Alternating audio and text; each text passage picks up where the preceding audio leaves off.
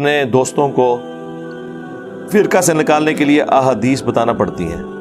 ان کو احادیث کی اہمیت کیسے بتائیں؟ سرکار ان کو احادیث کی اہمیت آپ کیوں بتاتے ہیں؟ ان کو قرآن کی اہمیت بتائیں، حدیث تو بعد میں آئے گی.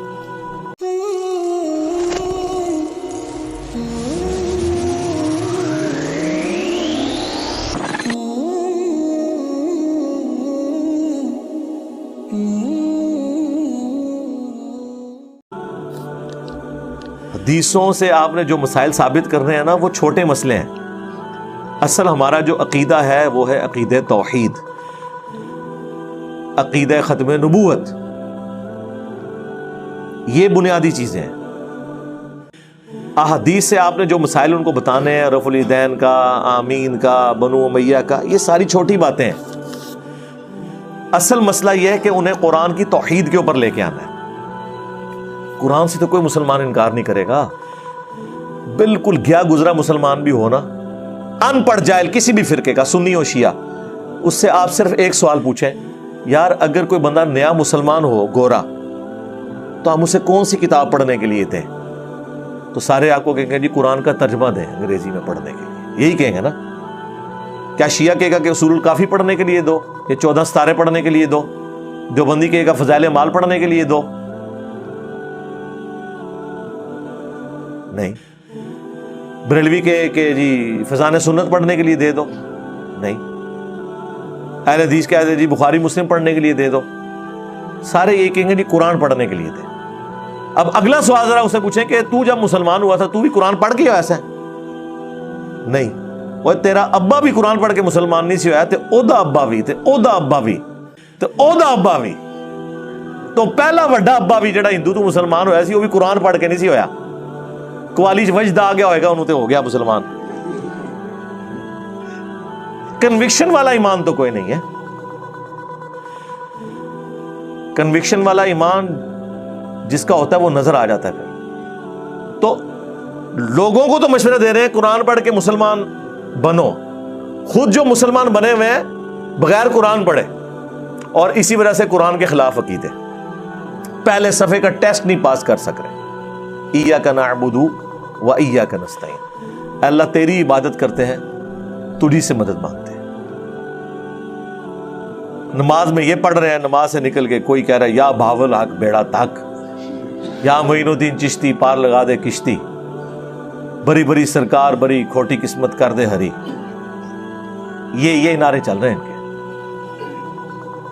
اور نماز میں پڑھ رہے ہیں ایاک نعبد و ایاک نستعین. اچھا، اگلے دن لائف سٹوری میں ایک انڈیا سے بھائی آئے، وہ بریلی کے رہنے والے تھے، چلے بریلی شریف کہہ لیں، اور بریلوی سے ہی ریورٹ ہوئے تھے.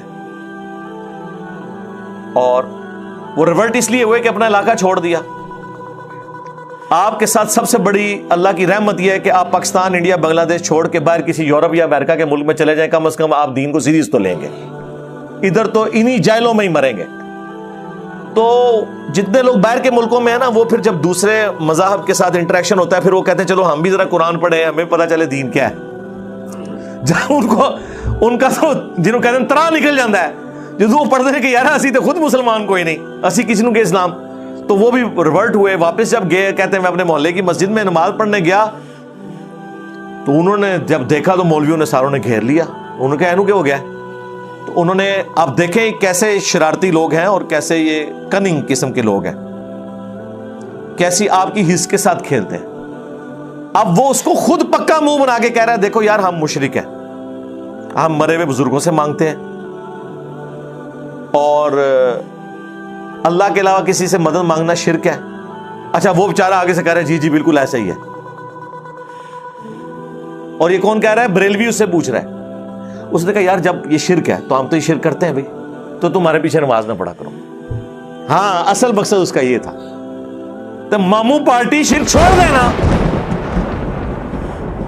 اگر تو کر رہا ہے. نہیں، وہ کر رہے ہیں لیکن مانتے نہیں اسے شرک. لیکن اس کو یوز کیسے کیا کہ وہ ہمارے اسٹوڈنٹس ہیں، وہ ایجڈ ہیں، وہ لائیو سٹوری میں آئے تو پھر میں نے نیچے کومنٹس کیے کہ انہیں لائیو لے کے آئے جمعرات والے دن. میں ان سے خود بات کرتا ہوں. ان کو پھکی نہیں، ایک پھکے کی ضرورت ہے جو اپنے مولویوں کو دیں گے جا کے. سرکار وہ پھر جیلم شریف تو ہی پھکی لفظ دی ہے. وہ پھر لائیو آئے, میں نے کہا ہاں جی ہونا ہونا جی. وہ اتنے پریشان, چہرہ لٹکا ہوا. وہ پوچھ رہے تھے کہ بھی دوسری مسجد تو 5 کلومیٹر دور ہے, یہ بھی 1 کلومیٹر دور ہے, اور میں پھر بھی نماز پڑھتا ہوں. انہوں نے کہہ دیا کہ جی کل سے آپ یہاں نماز نہیں پڑھ سکتے اگر آپ رفع الیدین کریں گے, کیونکہ آپ مشرک ہیں, مشرک کے پیچھے نماز نہیں ہوتی. تو اس نے بھی آگے سے ان کو کہہ دیا بالکل آپ مشرک ہیں. تو انہوں نے کہا جب مشرک ہیں تو مشرک کے پیچھے نماز نہیں ہوتی. حالانکہ کلمہ گو مشرک اور کافر مشرک کا ایک فرق ہے, وہ اب میری ویڈیوز الگ سے, آج ٹاپک نہیں. وہ لائیو سٹوری میں جب آئے نا, میں اس جمعرات کو ہی, تو بڑے پریشان تھے کہ میں اب گھر نماز پڑھ لیا کروں. میں نے کہا گھر نہیں, آپ نے مسجد میں نماز پڑھنی ہے. یہ لوگ تو چاہتے ہیں آپ مسجدیں چھوڑ دیں, کیونکہ انہیں پتہ ہے یہ 1 سے 2, 2 سے 4, 4 سے 8 ہوں گے, یہ بڑھتے چلے جائیں گے, اور ان کو یہ بڑھنا پسند نہیں ہے, اور اس کے لیے آپ کو مسجد سے نکالنا ضروری ہے. اور اس کا آسان طریقہ ہے, میں ویڈیو میں بھی بتا دیتا ہوں, باقی لوگوں کے لیے بھی اس حوالے سے ایشو ہوگا. اچھا جی, طریقہ سنیں جی. ایک طریقہ تو یہ ہے کہ جہاں آپ کو اس طرح مولوی تنگ کرتے ہیں نا, آپ ان کے سامنے نماز ہی نہ پڑھیں. آپ کو کس نے کہا کہ ان کے سامنے آپ جا کے سنتیں پڑھنا شروع کر دیں؟ آپ گھر سے اس وقت نکلیں کہ جب آپ کو یقین ہو کہ میں مسجد کے دروازے پر پہنچوں گا نا تو اقامت سٹارٹ ہوئی ہوئی ہوگی. اقامت مکمل ہو, آپ جوتیاں اتار رہے ہو, وضو آپ گھر سے کر کے آئیں, رکعت نہ چھوٹے ورنہ مارے گے تسی. ہاں, پڑھنی تکبیر اولا سے. جیسے ہی اللہ اکبر کہہ کے نماز شروع, آپ نماز پڑھیں, اور جیسے ہی وہ سلام پھیریں تو آپ کو پتا ہے انہوں نے تو ذکر کرنا ہے, دعائیں کرنی ہیں, اس دوران تو کوئی نہیں اٹھے گا آپ کو روکے گا. آپ تسلی سے, اور نماز بھی کسی کونے میں پڑھیں, اور کوشش کریں جتنا پچھلی صف میں پڑھ سکتے ہیں, کیونکہ آپ نے باہر نکلنا ہے. اس کے بعد آپ جیسے ہی سلام پھیرے, آپ تسلی سے سائیڈ سے ہو کے باہر نکل آئیں. اور اگر آپ کبھی لیٹ بھی ہو جاتے ہیں اس حوالے سے کہ آپ کو پیچھے لوگ نماز پڑھیں, آپ نہیں نکل سک رہے, تو آپ تسلی سے وہاں بیٹھے رہیں. نماز نہیں ان کے سامنے پڑھنی آپ, کیونکہ جب آپ کو رفع الیدین کرتے ہوئے نہیں دیکھیں گے, ان کا اندر کا شیطان نہیں جاگے گا. ان کو تکلیف ہی ہوتی ہے کہ لوگ جب دیکھیں گے تو وہ شروع نہ کر دیں, تو وہ تو آپ نے مقصد پورا کر دیا.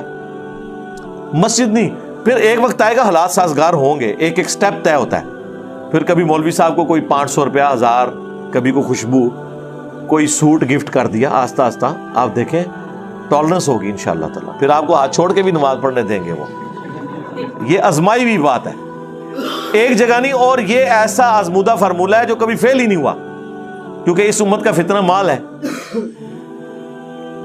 اور اس فطرے میں, آزمائش میں جب کبھی مولوی پڑھا ہے نا, تو وہ اللہ کے فضل سے ہمیشہ ناکام ہی ہوتا ہے.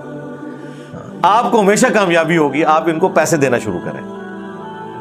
اور یہ بھی مسئلے زیادہ ذرا جو بیکورڈ علاقے ہیں ان کے ہیں. اسلام آباد میں, بیریا ٹاؤن میں, ڈیفنس میں, کوئی کسی کو اونچی آمین کہنے پہ, رفع الیدین کرنے پہ, ہاتھ چھوڑ کے نماز پڑھنے پہ دیکھ بھی نہیں سکتا.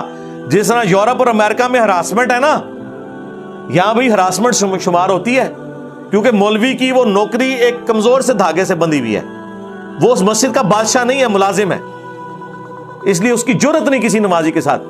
یہ دیوبندی جو چڑھتے ہیں دوسری جماعت سے, آپ 10 جماعتیں کروائیں, وہ آپ کو دیکھ نہیں سکتا. خود آپ کے سامنے لا کے سترے رکھیں گے, آپ کو سائڈ پہ کہیں گے اس جگہ آپ جماعت کر لیں. جو یہاں آپ کو ایسے وہ دہشت گردوں کی طرح دیکھ رہے ہوتے ہیں, وہاں سارا کے سارا ہے. یعنی پیسہ اتنا بڑا فتنہ ہے کہ ان کی ساری بدماشی, ان کی ساری پھوک نکل جاتی ہے.